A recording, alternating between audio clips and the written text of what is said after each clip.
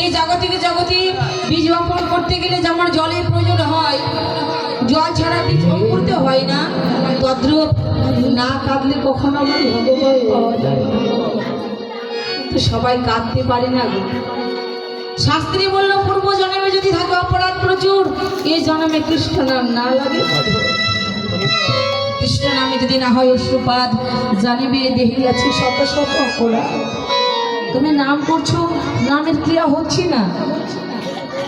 তুমি নাম করছো, নয়ন বাড়ি হচ্ছে না। তাহলে বুঝতে হবে এই দেহে আছে শত শত অপরাধ। শত অপরাধ থেকে মুক্তি যদি পেতে চাও, একবার ভক্তির বাজারে যাও। ভক্তির বাজারে গিয়ে দেখবে কত ভক্ত নয়ন জলে কাঁদছে, তার বদন পানে চাইবে, তার সঙ্গে প্রেমালিঙ্গন করবে। তোমার দেহের মধ্যে যদি জন্মার্জিত পাপ থাকে, ওই জন্মার্জিত পাপ দূরীভূত হয়ে এই দেহে ভক্তির উদয় হয়ে এই নয়নে কৃষ্ণ বাড়ি ঝরবে।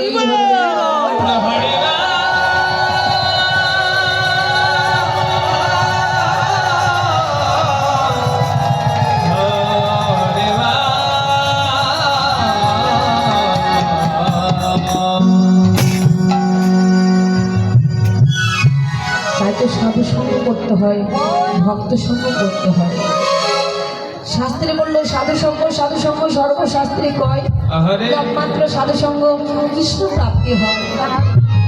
ভাবি না কোনো কার্য সিদ্ধি নয়, কৃষ্ণ ভক্তি দূরে রেখো, সংসারে না যায় ক্ষয়। মহাদেব কৃপা ছাড়া আমার ভগবানের কৃপা হয় না মা। বাবা, এখন দেখুন প্রতিটি গ্রামে, প্রতিটি পাড়ায়, প্রতিটি মহল্লায় এমন যজ্ঞ অনুষ্ঠান হচ্ছে। কেন হচ্ছে? শুধুমাত্র আপনাদের মতো ভক্তের কৃপা লাভ করবে বলে। নিজেদের সামর্থ্য নেই এমন যজ্ঞ অনুষ্ঠান করার, তবুও তারা দাঁড়ে দাঁড়ে ভিক্ষা করছে শুধুমাত্র আপনাদের মতো আমার ভক্তির জগৎ পাওয়ার জন্য, কৃপা লাভের জন্য।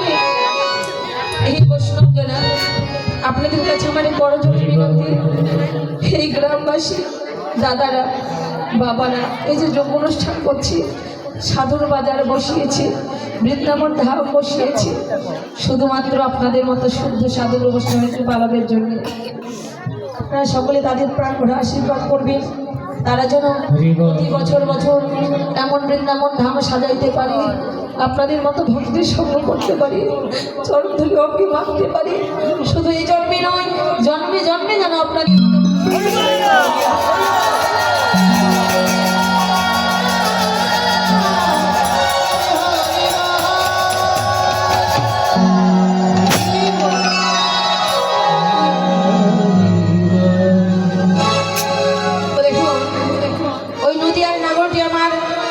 ভগবানের এই মাধুর্য নয়নে দর্শন করেছিল। ভগবানের রূপে চর্মচক্ষু দিয়ে দর্শন করা যায় না বাবা।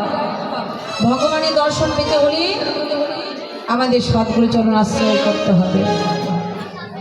কেননা গুরু হচ্ছে মাধ্যম, মাধ্যম ছাড়া আমার ভগবানকে পাওয়া যায় না, সরাসরি পাওয়া যায় না। আর এই চর্মচক্ষু দিয়ে আমার ভগবান দর্শন করা যায় না। ভগবানকে দর্শন করতে হলে দিব্য নয়ন লাভ করতে হয়। আমাদের নয়ন কয়টি? নয়ন হচ্ছে তিনটি। একটা জ্ঞানের নয়ন, একটা অনুরাগের নয়ন, আর একটি হচ্ছে দিব্য নয়ন।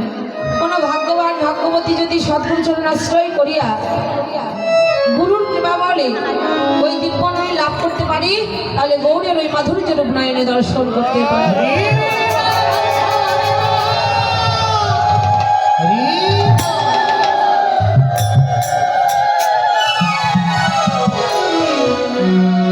দেখুন, সদ্গুরু চরণ আশ্রয় ছাড়া ভগবান পাওয়া যায় না।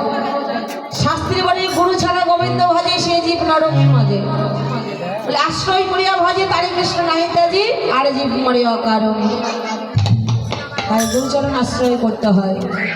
দেখুন, এই জাগতিক জগতে এই যে আমার মায়েরা, মাসিরা, দিদি ভাইরা, আমাদের দেহে যদি ময়লা হয় সেটা কি দিয়ে পরিষ্কার করি গো?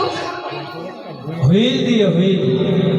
তোমরা ছেলে মানুষ জানো না, ছেলে মানুষরা একটু শরীরের প্রতি যত্ন কম করে কেন বলো তো?